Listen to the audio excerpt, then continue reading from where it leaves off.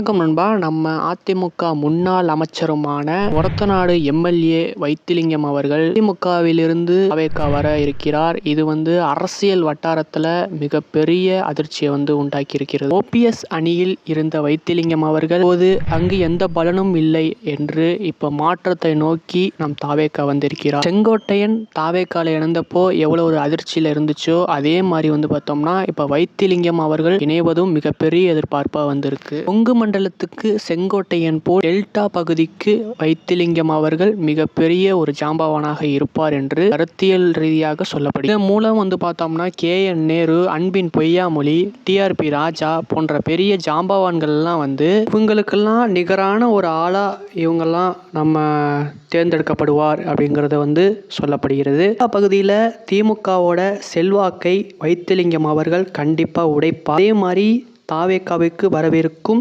வைத்திலிங்கமை நம்ம டெல்டா பகுதியில் மிகப்பெரிய ஒரு ஆயுதமாக அவர்கள் கையில் எடுக்க போகிறார். கொங்கு மண்டலத்தில் செங்கோட்டையனும், டெல்டா பகுதியில் வைத்திலிங்கமும் இரு ஜாம்பவான்கள் இன்னும் பல பேர்கள் வர உள்ளார்கள் என்றும் செங்கோட்டையன் அவர்கள் சொல்லியிருக்கிறார். அதே மாதிரி இப்போதைய வரைக்கும் 30% ஓட்டு சதவீதம் நம் தளபதியாருக்கு இருக்கிறது என்றும் செங்கோட்டையன் அவர்கள் சொல்லியிருக்கிறார். இன்னும் பல கூட்டணிகள் நம்மோட வரப்போகிறது என்றும் 2026 பெரிய வெற்றியை தாவேகா படைக்க போகிறது.